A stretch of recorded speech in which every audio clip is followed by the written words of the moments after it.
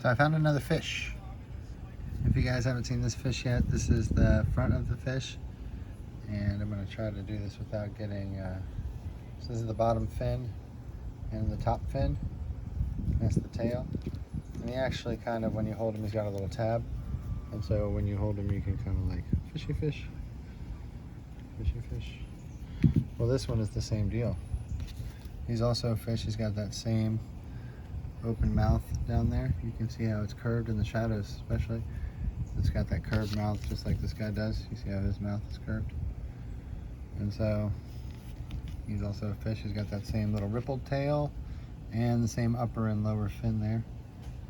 You guys can see. I'm gonna bring him up close. So these got lots of little shine and things to them. So both of these, I probably shouldn't have picked them up yet because both of these are also the woman with like the long Marge Simpson hair. And there's archetypes to this art, this ancient art. These were all found packed in clay balls in caches, along with this giant crystal skull, which we're going to take a look at here in a moment. You can see all the crazy stuff on top of it. Yeah, you're not seeing things. So this one is a woman with, I can't see her eyes so much on this one. I know on this one it is right in this indentation because it lights up, and that's her portrait in there somehow, some way. And this line right here denotes like the rest of her hair. And that's the style whenever you get the fish, and this is the same thing happening here. Her eye, she might have a shorter deal of hair, and it might be a line right here. But I still think the line's down here and the face is down here somewhere. This may be the lips and the eye maybe right there, and the nose right there poking out. Who knows? They're usually really symmetrical and nice, but further than that, if you look closely, smaller than you could ever imagine. There's going to be small little hieroglyphic eyes. You can't even understand how the heck they even got there. If you guys can see inside the limestone and inside the little edges here. The one that I'm looking at right now is this little green one. There it is. You guys can see that one. Unbelievable, right? There's a couple more, and I'll have to look around, but you can also move around and you can see how this is like a sparkly solution stuff. There's probably another one up here because you can see the little 1, 2, 3 little eyelashes. So they put this like cement style stuff on top of the eye. You can see this white section here on this quartz is going to be some type of paint, or maybe some type of, mineral deposit that they used later on. They were good about using the natural stone. So this piece of quartz also has a lot of other pretty defined faces on it. If you just take a look at this, you can see how the lips open up there, and his eye socket. It's kind of like right there. You can actually see a dug in eye right inside there. See that hole? That carving. And so use that eye as a face for the left side profile. Just turned away from you. He's got a pointy hat on. Okay.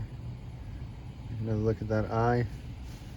Look at all these other portraits. You see a smaller portrait right here of a person with an eye, the nose and the mouth in here. You see that small little portrait just between my fingers there. You're going to see several stick out. Upside down portraits. You see this one? See the lips right here, open. So you know where the lips are. Look for the nose right above it. Then try to find a good eye. There's different eyes. The eyes are a lot of times very close to the edge. But in this case, if you look at the larger stone, the lips, the nose, and then maybe the eyes up top here a little further. Look at all the rest of it is hair.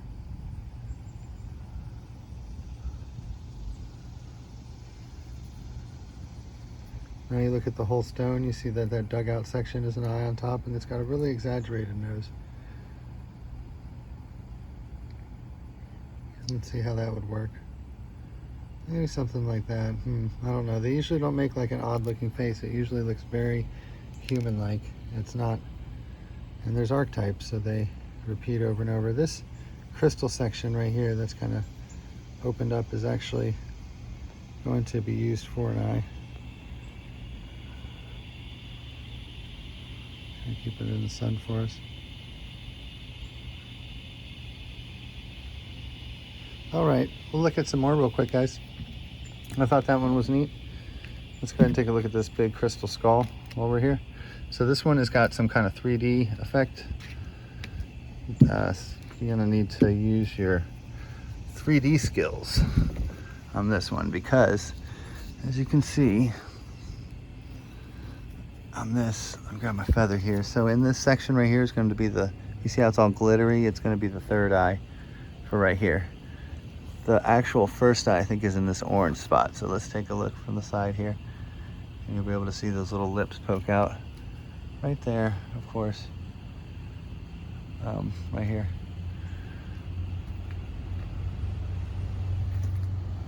And there's different eyes. You got a carved in eye right here if you see the circle right there in the brow. Just take a look at that eye. As we spin it around, you see all this is like a tall headdress. You see it's a statue. There's even like some things coming down here. Perhaps it's hair. Keep a look at that eye right here.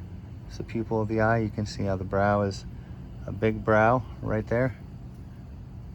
And then the circle. This is the eye. The person's looking this way. And you see the open mouth and the nose right there.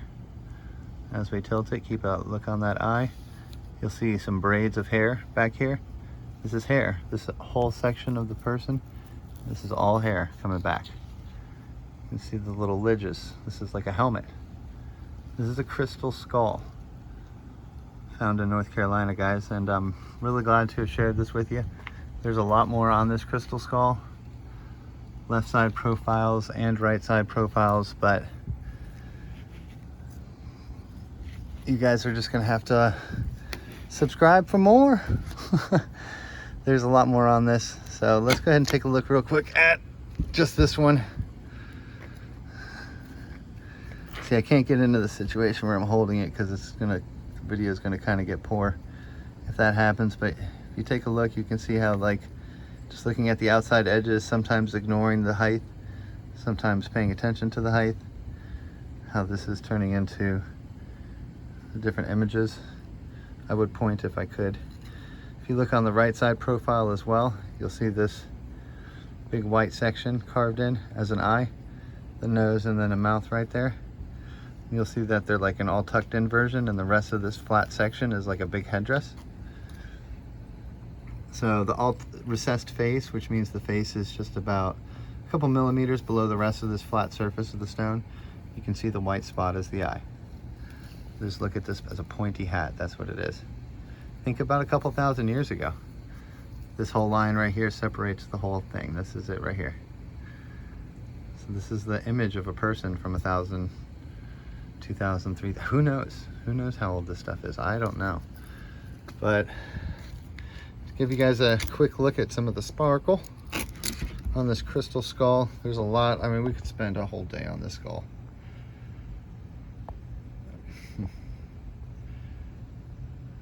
So take a look at some of that. How it's glittery inside. I got to be careful with this. This is an artifact, as we know.